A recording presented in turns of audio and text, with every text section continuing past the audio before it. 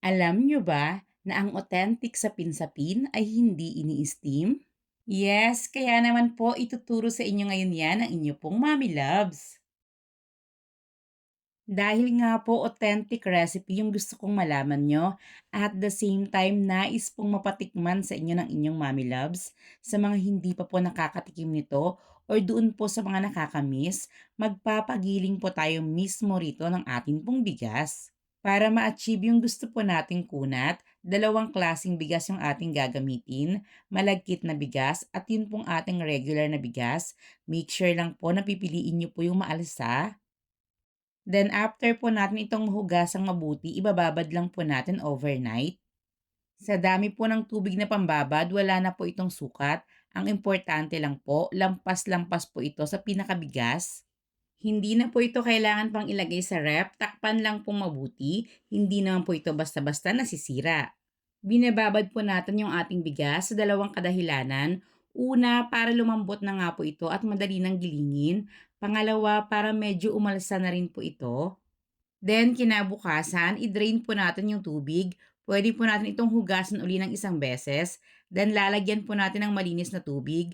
Ito na po yung makakasama nito sa paggiling para hindi naman po mahirapan yung atin pong gilingan. Sa paggiling, pwedeng-pwede pong gumamit ng blender, dahan-dahan lang po, para naman po hindi masira yung inyong blender. Basta kakaunti lang po yung gagawin, pero kung medyo dadamihan nyo na po, dun na po sa mga pagilingan po talaga sa palengke ng mga bigas. After magiling, ganito na po yung magiging consistency. Don't worry, ilalagay ko po yung buong listahan po ng ating mga sangkap sa bandang dulo po nitong ating video. Then, ihalo na po natin yung iba pa po nating sangkap. Maglalagay po tayo rito ng asukal. Pwede rin po kayong gumamit ng wash sugar. Kaunting asin just to balance the taste. At maglalagay rin po tayo rito ng coconut milk. Kung sakaling purong kakanggata or coconut cream lang po yung available sa inyo, hatiin nyo na lang po. Instead na 3 cups po ng coconut milk yung atin pong gagamitin, 1 and 1/2 cups po ng coconut cream, then 1 and 1/2 cups rin po ng tubig. At ang mas nagpapasarap pa po sa ating sapin-sapin, yung nilagay po nating condensed milk. I-mix lang po natin itong mabuti, then hatiin po natin ito sa tatlo. Kung gusto nyo nga po palang dalawang kulay lang po yung inyong sapin-sapin, pwedeng-pwede naman po. Yung isa po mananatili sa natural color na puti lang. Yung isa naman po, kukulayan ko po ito ng kaunting food color na yellow. Then yung isa naman po ay violet. Yung kulay dilaw, pwede nyo pong gawing langka flavor. Yung ube naman po, pwede naman pong halaya flavor. Nakadepende na po ito sa inyong preference. Pero ako, prepared ko lang po yung ganito. Ini-aim lang po natin yung kulay ng sapin-sapin, pero plain lang po lahat yung atin pong flavor.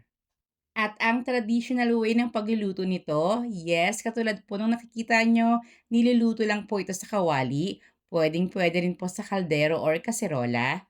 Over medium heat, patuloy lang po tayo sa paghahalo. Make sure lang po na huwag nyo pong iiwanan. Kung sakaling napakadali pong masunog yung pinakailalim, medyo mas hinaan nyo po yung apoy. Dito ko na po sasagutin yung mga possible na tanong po ngayon sa inyong isipan. Una, siguro tinatanong nyo, Mommy Loves, wala pong gilingan dito po sa lugar namin, pero available po yung mga ready to use na pong mga bigas. Yes, pwedeng-pwedeng gumamit ng mga ready to buy na pong glutinous rice flour at rice flour. Pero asahan nyo na po na may kaunti lang naman pong difference dun po sa texture at lasa. Iba pa rin naman po kasi talaga yung pamamaraan natin na binabad po muna yung bigas bago po pinagiling. Lulutuin po natin ito hanggang sa halos makapag-form na po tayo ng ball. Hindi na po dapat dumidikit pa yung ating mixture sa atin pong spatula. Mapapansin nyo na rin po na naglalabas po ito ng natural oil galing po doon sa nilagay po nating gata. Then after nyan, mag-ready po tayo ng pan. Ang gamit ko po rito ay 12 inches na round pan. Ilagay lang po natin yung ating mixture, then i-flatten po natin ito. Pwede po bang malaman ng inyong Mommy Loves kung saang lugar po kayo nanonood itong ating video ngayon, para naman po malaman ko kung hanggang saan ang aabutin itong ating authentic sapin-sapin recipe.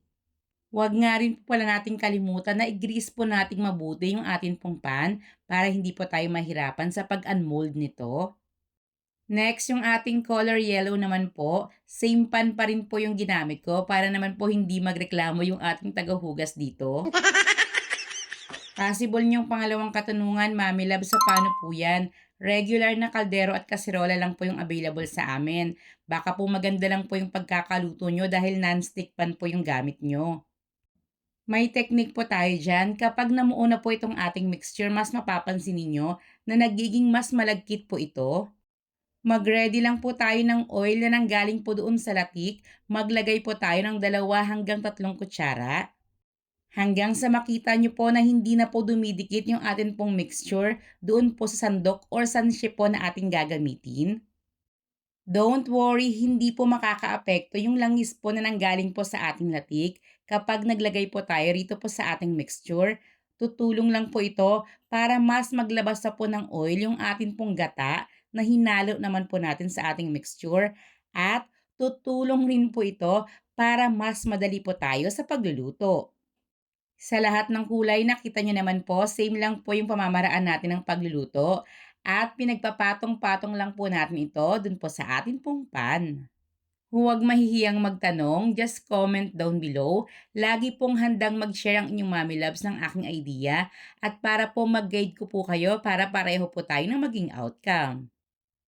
Yung sandok po na ginamit po natin sa pagpaplaten, pwede nyo po itong i-grease rin po ng oil para mas madali sa inyo kung sakali lang po na hindi po silicone spatula yung inyo pong gamit. Or isa pang option, balutin nyo po yung sandok ng plastic, i-grease po ulit ito ng oil bago nyo po ipang platen dito po sa ating kakanin. Palalamigin ko po muna ito bago ko po ililipat sa ating bilao at bago ko rin po ito hihiwain at lalagyan naman po ng latik.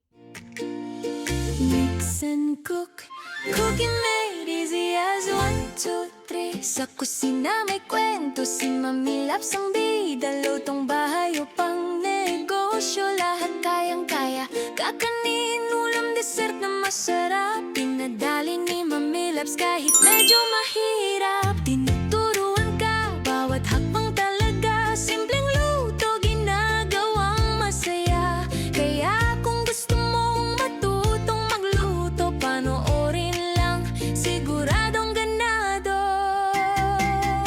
Sa Mix and Cook, cooking made easy as 1, 2, 3. Kay Mami Labs, siguradong happy ka lagi. May kakanin, may ulam, may dessert pa. Lahat ng recipe, swak sa masa. Tingnan nyo pong mabuti yung pinaka-texture po ng ating nagawang kakanin. Hindi po ito basta makunat, maligat po yung atin pong nagawang sapin-sapin. At yung lasa, mapagmamalaki mo talaga kung gaano ito kasarap. Alam niyo po ba, pati po yung kakilala kong hindi mahilig sa kakanin, nung tinikman niya ito, wow, sabi niya talaga, pwede bang mag-take out daw? Ganito yung mga kakanin na kapag inihanda niyo po sa handaan, nakauwi na yung inyong bisita, nakalipas na po yung ilang araw, naiisip pa nila kung gaano po kasarap yung kakanin na natikman po nila sa inyo. Gusto niyo po bang gawan rin po natin ang same recipe pero nakalagay naman po sa mga lianera or tub para naman po alam niyo na kung magkano po yung posible niyong kitain? So, paano? Hanggang sa muli po nating pagluluto!